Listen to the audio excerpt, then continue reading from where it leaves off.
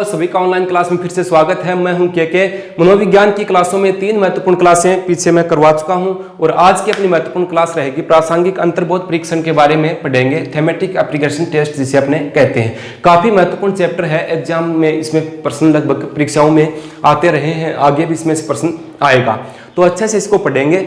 और पीछे जो क्लासें करवाई हैं उनको प्लीज आप पूरा देखा करो। अच्छी क्लासें मैंने करवा रखी हैं, उनमें से प्रश्न आने की प्रबल संभावना है। 30-35 क्लासें मैं टोटल करवाऊंगा, जिसमें से एग्जाम में आपको 17-18 क्वेश्चन निश्चित रूप से हूबहू भी मिल सकते हैं। बाकी मिलते जुलते ऑप्शन जो है वो वहां पर आपको मिलेंगे। तो इसी क्रम में बात कर लेते हैं। आज की अपनी क्लास रहेगी प्रासंगिक अंतर्बोध परीक्षण के बारे में, या इसको TAT भी बोलते हैं, ठीक है, इसके बारे में। तो सबसे पहले ये जानना जरूरी है कि प्रासंगिक अंतर्बोध परीक्षण है क्या है ये। तो ये व्यक्तित्व मापन की विधियों में आता है। किसमें आता है भाई? व्यक्तित्व मापन की विधियों के अंतर्गत ही आता है, ठीक है। व्यक्तित्व मापन की 2 प्रकार की विधियां होती हैं, आप जानते हो। एक तो होती है कौन सी? प्रक्षेपण विधि, और दूसरी आती है इसमें अप्रक्षेपण विधि। प्रक्षेपण विधि और अप्रक्षेपण विधि, तो ये जो है प्रासंगिक अंतर्बोध परीक्षण अपना, ये इसमें आता है। किसमें? प्रक्षेपण विधियों के अंतर्गत ही आता है, ठीक है। प्रक्षेपण विधि जो है, इसका प्रक्षेपण का शाब्दिक अर्थ देखें तो आरोपण होता है। क्या होता है भाई? प्रक्षेपण का शाब्दिक अर्थ होता है आरोपण। और प्रक्षेपण विधियों के बारे में सर्वप्रथम किसने बताया, या प्रक्षेपण का जन्मदाता कौन है? तो सिगमंड फ्राइड को माना जाता है। किसको? सिगमंड फ्राइड जो है ये प्रक्षेपण विधियों के जन्मदाता है। याद रखना, अच्छी बात है। इसको मिटा देता हूं। 2 प्रकार की होते हैं व्यक्तित्व मापन, तो ये 2-3 क्वेश्चन बनते हैं, उनको याद रखना। प्रासंगिक अंतर्बोध परीक्षण किसमें आता है? तो व्यक्तित्व मापन विधियों के अंतर्गत आता है। व्यक्तित्व मापन विधियों में ही किसमें आता है? प्रक्षेपण विधि में। या प्रक्षेपण विधि, ये पूछे प्रासंगिक अंतर्बोध किस विधि में है, तो प्रक्षेपण विधि में आता है। प्रक्षेपण का शाब्दिक अर्थ आरोपण होता है, और प्रक्षेपण के बारे में सर्वप्रथम सिगमंड फ्राइड ने बताया था। अब इसमें होता क्या है प्रक्षेपण विधियों में, या प्रासंगिक अंतर्बोध की मैं बात करूं, इसमें क्या होता है? किसी व्यक्ति का अपने व्यक्तित्व का मापन कर रहे होते हैं, तो उस समय व्यक्ति अपने संवेगों को, अपनी उत्तेजना को रोक नहीं पाता और अपनी जो अंदर की भावनाएं हैं उनको उजागर कर देता है। या फिर मैं ये कहूं कि व्यक्ति जो है इन विधियों के माध्यम से क्या करता है? चित्रों के माध्यम से या उद्दीपन के माध्यम से अपनी अंदर की भावनाओं को व्यक्त कर देता है, जिससे उसके व्यक्तित्व का मापन आसानी से हो सकता है, ठीक है भाई। तो ये इसी के अंतर्गत आता है। अब मैं इसको तो मिटा देता हूं, ये बेसिक ऐसे ही मैंने इसके बारे में बताया था। व्यक्तित्व मापन के अंतर्गत ये विधि आती है। आगे अगर बात करें तो ये है प्रासंगिक अंतर्बोध परीक्षण। इसका प्रारंभ 1935 में किया था। किसने? हार्वर्ड विश्वविद्यालय के प्रोफेसर थे। हार्वर्ड विश्वविद्यालय के प्रोफेसर थे कौन? NH मुर्रे, उनका नाम मिलता है NH मुर्रे। ये कई दफा परीक्षाओं में पूछा गया है भाई कि TAT का परीक्षण का प्रतिपादन किसने किया था? TAT यानी कि टीचर एप्लीकेशन टेस्ट बोलते हैं, NH मुर्रे ने किया था। अब इन्होंने क्या किया? 1938 में इसमें एक संशोधन किया था। किसके साथ मिलकर के? मार्गन के साथ मिलकर के, ठीक है। और इन्होंने उस समय इनकी संख्या, कार्ड्स होते हैं इसमें, कार्डों की संख्या 31 कर दी थी। तो इन दोनों का नाम साथ ही आता है, NH मुर्रे और मार्गन का। या फिर ये कहूं मैं TAT के जन्मदाता कौन है, यानी कि बताने वाले कौन है, जन्मदाता कहें या इनके प्रतिपादक कहें, तो दोनों का नाम आएगा। याद रखना, मुर्रे व मार्गन, दोनों का साथ ही नाम मिलता है। मुर्रे और मार्गन ने किया था इसका प्रासंगिक अंतर्बोध परीक्षण का। अब अगर बात करें कि प्रासंगिक अंतर्बोध परीक्षण में होता क्या है, देखो ये व्यक्तित्व मापन की एक विधि होती है। इसमें किसी व्यक्ति के व्यक्तित्व को मापा जा सकता है कि वो व्यक्ति किस प्रकार का है, ठीक है। गांव में, समाज में या शहरों में क्या धारणा, कई लोग कहते हैं ना कि उसको तो मैंने देखते ही पहचान लिया था, वो ऐसा आदमी है, या उसको तो मैं देखते ही पहचान गया था, मेरे को 2 दिन बातें करते पता लग गया था वो उसका व्यक्तित्व कैसा है। देखो किसी भी व्यक्ति के व्यक्तित्व का पता करना इतना आसान नहीं होता है। अपने मनोविज्ञान के अनुसार देखें तो ऐसे नहीं कह सकते कि 2 दिन किसी से बात हो गई तो हाँ वो व्यक्ति ऐसा होगा। देखो मनोविज्ञान में क्या होता है, मैं ये कहूँ 4x7 HD, ठीक है। 4x7 HD यानी कि 2 पीढ़ी, 4x HD।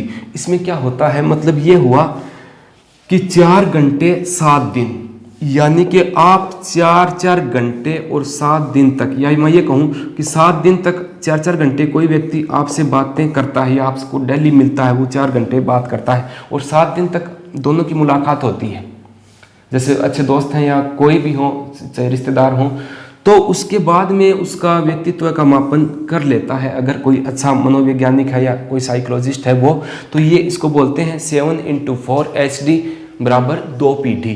तो उसमें 2 पीढ़ी पिता और पुत्र तक का ज्ञात हो जाता है कि हाँ ये इस प्रकार का व्यक्ति है, इसका रहन सहन ऐसा है, इसके विचार जो हैं वो इस प्रकार के हैं, ये इसके विचारों में संकीर्णता है या ये ऊंचे विचार रखता है, समाज के प्रति इसकी क्या भावना है, इसका पारिवारिक दृष्टिकोण किस प्रकार का है। तो ये बातें हैं। तो ऐसे अपने किसी के व्यक्तित्व का अनुमान नहीं लगा सकते, 2 दिन में मिल करके अनुमान लगाना मुश्किल हो जाता है। 4 × 7 HD एक नियम होता है जो कि अपने सिलेबस में नहीं है, मनोविज्ञान के जो चिकित्सक होते हैं उनमें है। मैं यहाँ पर मेरे गुरु हैं डॉक्टर दुष्यंत चौधरी जो कि चंडीगढ़ के रहने वाले हैं, वो 2 दिन आप लोगों को क्लासें करवाएंगे, बोर्ड पे वो नहीं करवाएंगे।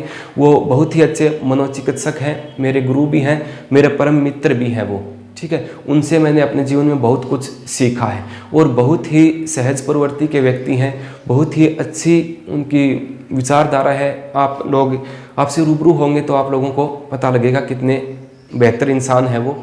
मनोचिकित्सक हैं और साथ ही शिशु रोग विशेषज्ञ भी हैं। उनका समय का बहुत बड़ा यहाँ पर हॉस्पिटल है, तो मैं उनको आपसे रूबरू करवाएंगे, उनसे मेरी बात होती है। और ये मेरा सौभाग्य है कि मैं सप्ताह में 2 दिन उनके पास काम करने के लिए हॉस्पिटल में जाता हूँ। वो मेरे को अच्छे से सिखाते भी हैं हर चीज़। तो वो आप लोगों को कुछ बातें बताएंगे अपने सब्जेक्ट के बारे में, तो वो क्या बताएंगे, लेकिन वो जैसे कुछ टॉपिक हैं, डाउन सिंड्रोम है, डाउन सिंड्रोम के बारे में, या मैं ये कहूँ दुश्चिंता के बारे में भी वो बताएंगे। दमन है या बगनासा है या चिंतन है। तो इस प्रकार के जो कुछ टॉपिक हैं या तार्किकता की अपनी बात करें तो डाउन सिंड्रोम, दुश्चिंता, दमन, बगनासा, लेबेडो, तो इनके बारे में वो अच्छे से आप लोगों को बताएंगे। 2 या 3 क्लासें तो नहीं कह सकते उनको अपन, तो वो रूबरू होंगे आपसे। जल्द ही मैं उनसे कल परसों जाऊंगा, तब वहाँ पर हॉस्पिटल में ही वो आपको वैसे बेसिकली इन चीज़ों के बारे में बताएंगे, क्योंकि इन्हीं चीज़ों से वो जुड़े हुए हैं अपने सिलेबस के अकॉर्डिंग। तो वो क्या बताएंगे, बाकी बहुत ही बेहतर इंसान हैं, अच्छा बताएंगे वो। आप जब देखोगे आपको पता लग जाएगा, हाँ बहुत ही अच्छे व्यक्तित्व के धनी हैं। तो बात कर रहे थे कि व्यक्तित्व मापन की, तो TAT के जन्मदाता मुर्रे व मार्गन को माना जाता है, ठीक है। आगे बात करें तो इसमें कुल 31 कार्ड्स होते हैं। इस विधि में कितने कार्ड्स होते हैं? 31 कार्ड होते हैं भाई। इनमें 30 तो होते हैं चित्रों वाले कार्ड, चित्रों वाले कार्ड होते हैं 30, और 1 कार्ड जो है ये सादा कार्ड होता है, ठीक बात। आगे सारी बातें मैं बताऊंगा। इसमें 10 कार्ड्स जो हैं उन पर किनके चित्र होते हैं? पुरुषों के चित्र होते हैं। 10 कार्डों पर तो पुरुषों के चित्र होते हैं। 10 कार्ड जो हैं इन पर महिलाओं के चित्र होते हैं। 10 कार्डों पर महिलाओं के चित्र हैं, और 10 कार्ड्स इसमें ऐसे हैं जिन पर स्त्री प्लस पुरुष दोनों के चित्र होते हैं, और 1 कार्ड जो है ये सादा। यानी कि याद रखना, प्रासंगिक अंतर्बोध परीक्षण के अंतर्गत कितने कार्ड यूज होते हैं? 31 कार्ड यूज होते हैं। चित्रों वाले कितने होते हैं? तो 30 होते हैं। 1 सादा कार्ड होता है, और इसमें जो कार्ड होते हैं उन पर स्त्री और पुरुषों के चित्र ही होते हैं, क्योंकि इस परीक्षण में सामाजिक भावना और व्यक्तिगत जो विचारधारा है उन्हीं का ही परीक्षण होता है। इसलिए स्त्री और पुरुष जो हैं ये समाज का हिस्सा है, परिवार का हिस्सा है। इनसे ही परिवार बढ़ता है, इनसे ही समाज बनता है। तो इन्हीं के चित्र इसमें रखे गए हैं। 30 चित्रों वाले कार्ड होते हैं। याद रखना, 10 कार्ड इनके पुरुषों के होते हैं, 10 कार्डों पर महिलाओं के चित्र होते हैं, और 10 कार्ड ऐसे हैं जिन पर स्त्री और पुरुष दोनों के चित्र होते हैं, और 1 सादा कार्ड होता है जिस पर व्यक्ति, जिसका व्यक्तित्व मापन हो रहा है, वो अपनी भावनाएं यहाँ पर लिखता है, ठीक है। आगे अगर मैं बात करूँ तो ये जो है प्रासंगिक अंतर्बोध परीक्षण, इसको ये प्रौढ़ों के लिए है। प्रौढ़ जो होते हैं, प्रौढ़ के लिए, प्रौढ़ व्यक्तियों के लिए होता है। कौन सा परीक्षण भाई? प्रासंगिक अंतर्बोध परीक्षण प्रौढ़ व्यक्तियों के लिए होता है। इसलिए इसको क्या कहा जाता है? प्रौढ़ बोध परीक्षण भी इसको बोलते हैं, प्रौढ़ बोध परीक्षण भी इसको कहा जाता है। इसी का ही नाम है प्रासंगिक अंतर्बोध परीक्षण का क्या नाम है? प्रौढ़ बोध परीक्षण। और इसको क्या बोला जाता है?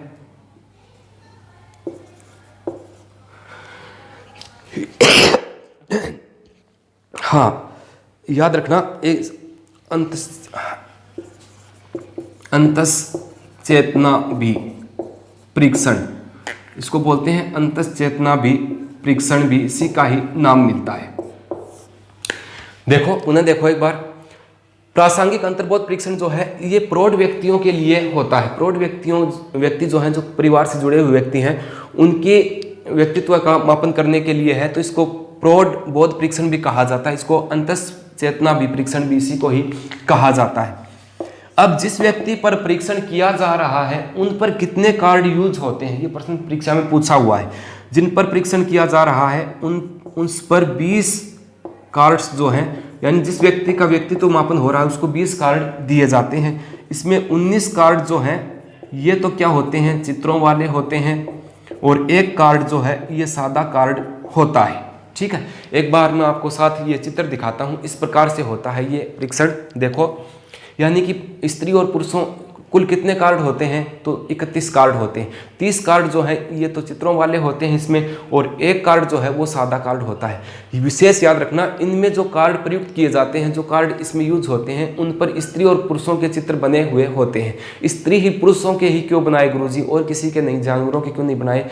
क्योंकि ये व्यक्तिगत परीक्षण होता है, ये पारिवारिक परीक्षण या समाज से जुड़ा हुआ एक परीक्षण होता है। इस परीक्षण के माध्यम से ये ज्ञात किया जाता है कि ये व्यक्ति समाज में किस प्रकार से रहता होगा, ये परिवार के साथ किस प्रकार रहता है, इसके परिवार में महिलाओं की क्या दशा हो सकती है।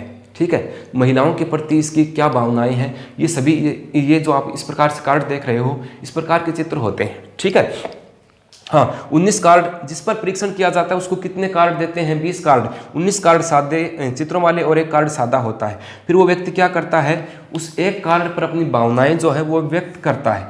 इसमें समय सीमा की कोई बाध्यता नहीं होती, समय सीमा की बाध्यता नहीं होती है, यानी कितना भी समय व्यक्ति इसमें ले सकता है। ठीक है, तो ये था अपने प्रासंगिक अंतर्बोध परीक्षण। उपयोगिता अगर देखें, क्या उपयोगिता है इसकी, क्या उपयोगिता रहेगी? तो उपयोगिता एक तो इसमें व्यक्तिगत पारिवारिक रिलेशन जो हैं उनको देखा जा सकता है, और व्यक्ति की सामाजिक स्थिति को पहचाना जा सकता है, यानी पारिवारिक और सामाजिक स्थिति जो है वो उस व्यक्ति की से ज्ञात हो जाती है। तो ये था अपने प्रासंगिक अंतर्बोध परीक्षण, थेमेटिक एप्लीकेशन टेस्ट। ये सबसे महत्वपूर्ण प्रश्न तो ये बनता है कि टीएटी परीक्षण जो है इसके जन्मदाता किसको माना जाता है? तो मॉर्गन व मुर्रे को इसका जन्मदाता माना जाता है। इसका प्रारंभ 1935 में हुआ था। हार्वर्ड विश्वविद्यालय के प्रोफेसर थे एनएच मुर्रे, उन्होंने ही इसका प्रारंभ कर दिया था। 1938 में मॉर्गन के साथ मिलकर के ये इसी में ही संशोधन करते हैं, और इसको मुर्रे और मॉर्गन ने खुद का दोनों का नाम दे दिया, तो इन दोनों का नाम ही मिलता है। टीएटी के जन्मदाता मुर्रे और मॉर्गन को माना जाता है। वो याद रखना, इसमें कुल 30 कार्ड होते हैं। 10 कार्ड जो है वो पुरुषों के चित्र वाले, 10 महिलाओं के, और 10 कार्ड ऐसे जिन पे स्त्री और पुरुषों के दोनों के चित्र संयुक्त रूप से होते हैं। तो इसमें 30 कार्ड चित्रों वाले, एक कार्ड जो है वो सादा कार्ड होता है, और ये प्रौढ़ों के लिए है, तो इसलिए प्रौढ़ बोध परीक्षण भी इसको कहते हैं, और इसको ही अंतःचेतना भी परीक्षण भी कहा जाता है। जिस व्यक्ति पर यह परीक्षण किया जा रहा है उसको कितने कार्ड थमाए जाते हैं? उसको 20 कार्ड दिए जाते हैं। 19 कार्ड चित्रों वाले, एक कार्ड सादा होता है। ठीक है, समय सीमा की कोई पाबंदी नहीं होती है। और याद रखना, प्रासंगिक अंतर्बोध परीक्षण जो है ये व्यक्तित्व मापन की विधियों में प्रक्षेपण विधियों के अंतर्गत ही आता है। प्रक्षेपण विधियों के जन्मदाता सिगमंड फ्राइड को माना गया है। आशा करते हैं आपके ये टॉपिक समझ में आएगा। आप अच्छे से प्लीज़ इसको देखना, यहाँ से प्रश्न आने की संभावना है। इसके बाद में एक और आता है चिल्ड्रन एप्लीकेशन टेस्ट, जिसे CAT कहें, वो मैं कल की क्लास में आप लोगों को करवा दूंगा। तो वीडियो अच्छा लगे तो एक लाइक बनता है, तो लाइक तो कर दिया करो, शेयर कर